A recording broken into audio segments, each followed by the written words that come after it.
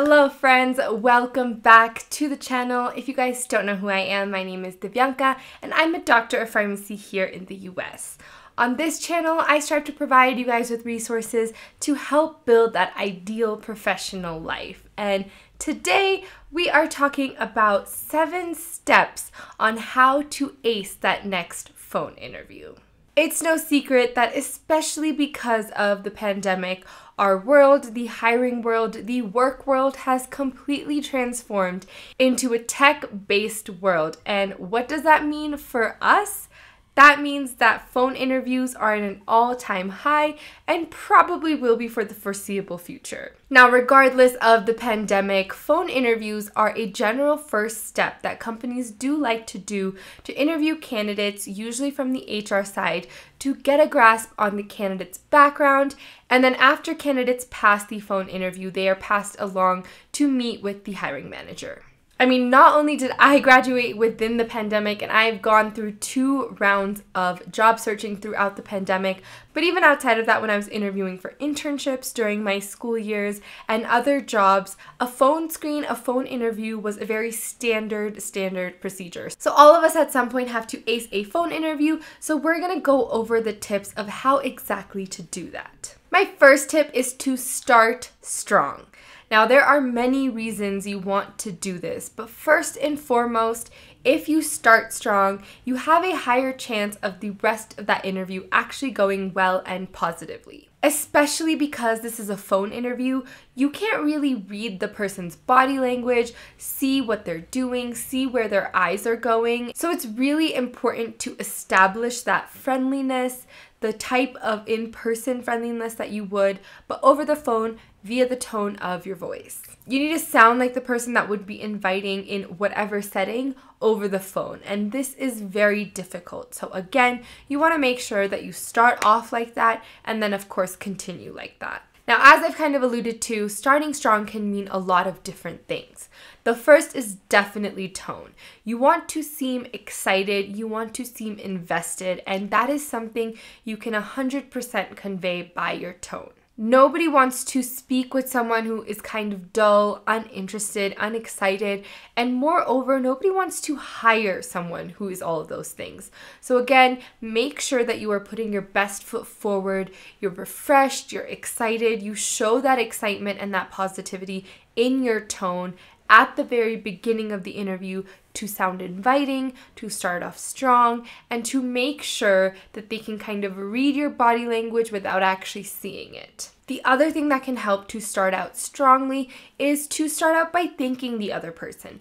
Thank them for their time. Thank them for any mishaps that might have happened along the way, and if you had to reschedule, thank them for being flexible.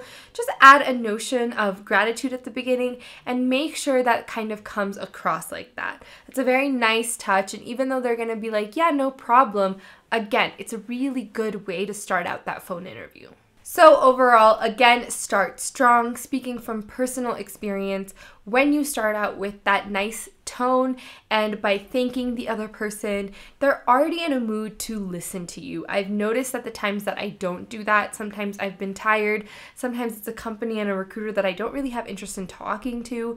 When that kind of tone comes across, I can tell that that's exactly how I'm coming across because of how the other person responds. If you kind of are off in terms of tone or attitude or disinterest, they're going to respond like that, and there might be some kind of awkwardness. So again, you can definitely tell and kind of read the other person's body language too, just from their tone and how they respond to you. My second tip is to always make sure the other person is done talking before you start talking. Especially because this is over the phone, you don't want to be tripping over someone else's words, because at least when you're on a Zoom call or in person, you again have body language where you can assess that, oh, they interrupted me, but they're kind of sorry for it. And it's okay because again, you have body language. But of course, over the phone, that is way harder to gauge. So the easiest way to avoid any awkward instances of interruption or constant interruption and then just complete interruption is to make sure that the other person has said their piece,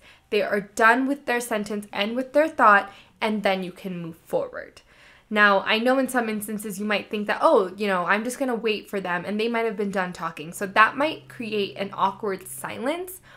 But if that happens, you can always say, oh, I'm sorry, I thought you were going to continue to talk. I didn't want to talk over you, and then continue what you had to say. But I would rather you get in that situation, and if an awkward silence happens because they were done talking, then you can at least address it, be real, and then move on instead of consistently interrupting them.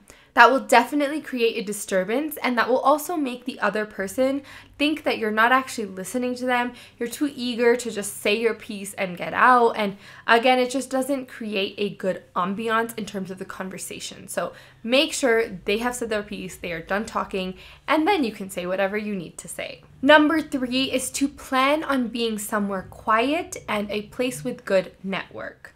If you know that your house has bad phone network, then definitely don't be at your house. If you have a loud family or loud roommates and there's no way that they can quiet down, then again, make sure that you go to a place where there won't be any other interruptions or sounds coming from your side. A phone interview is already awkward. Again, I've mentioned it so many times, you cannot see the other person. So why add more distractions? Eliminate as many distractions as possible, and with the phone, the number one thing is noise. So if in your living setting or if you're working at a coffee shop or things like that where it's just noisy, try to get somewhere where it's quiet, generally quiet, so they can at least hear what you're saying. And then, of course, you want a place with good network. You don't want to be interrupted by bad network, and then that's going to create confusion as to what they're saying, what you're saying.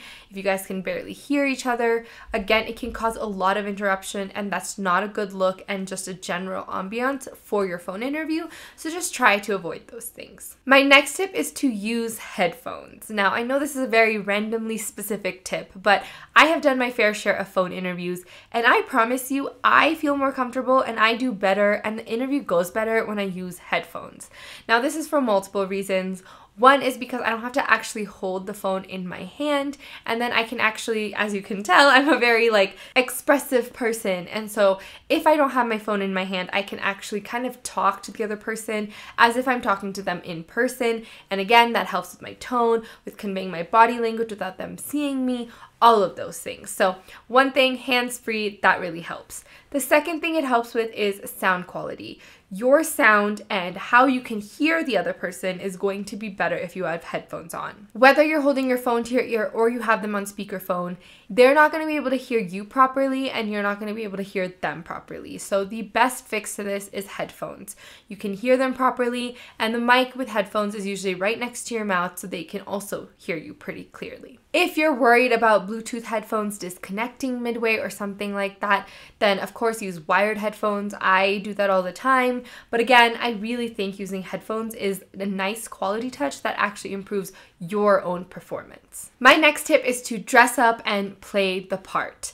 I think we've all heard this, but even if it's a phone interview, getting into interview attire, playing the part, sitting upright, and talking to them as if they are in front of you will actually help your interview go so much better. It's just a mindset thing. If you're sitting there in interview attire, on a chair that you would normally interview on, sitting upright, having that attitude, that confidence and that attitude is going to be conveyed over the phone. The other person can hear if you're walking here and there, if you're sitting somewhere slouching, they can probably hear that in your voice. So again, if you want to perform your best, be your best physically, and that will naturally happen. My next tip is to have your notes out. The beautiful thing about being on the phone is that they can't see you, and although I've explained it as a downside up until now, for your notes, that's a very, very good thing. So for phone interviews, definitely have your notes out, whether that's quick notes to answer behavioral questions or notes about the company that you might forget or questions that you definitely want to ask. Any of those things are fair game, and honestly, you can still have notes in an in-person interview or in a Zoom interview, but again, they can at least see that, and sometimes that can create awkwardness. But in this case, you're on the phone, feel free to have your notes out, reference them, make sure they don't sound like you're actually reading from something, make sure it's just like a quick reference type of thing, but so that you don't forget points that you definitely want to mention, having your notes out is a great plus for phone interviews. My next and last tip is to slow down the speed at which you talk. Even if you're a slow talker, in general, when you're nervous, when you're thinking about other things, when you're on the phone, people generally tend to talk faster. And if you talk faster, the other person might not be able to understand you. They might not be able to hear you. You're not going to be enunciating as clearly. And what you're trying to convey is just honestly not going to come across as clear as you want it to. So be cognizant of this. I think especially with nerves, we kind of start talking a lot faster. So make sure you have this in your head. If you have your notes out, maybe you write at the top, talk slowly.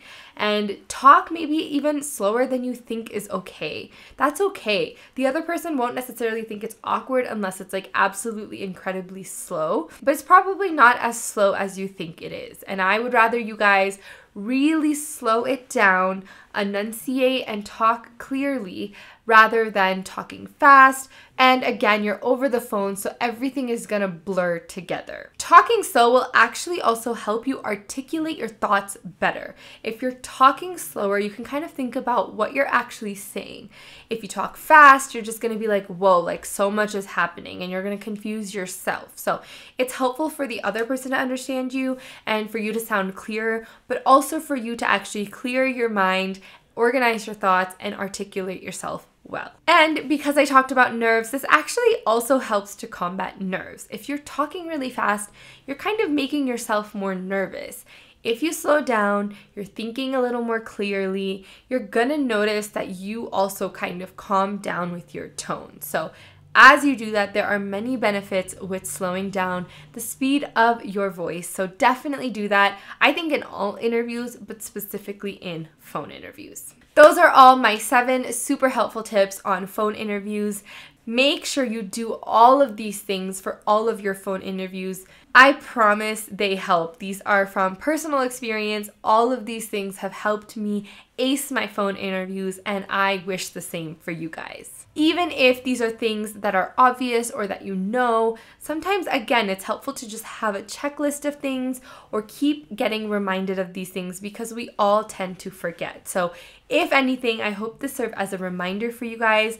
I hope this helped you guys as always. If you guys have any questions, feel free to reach out. Good luck on all your phone interviews. That is it for today's video, and you guys will see me in the next one.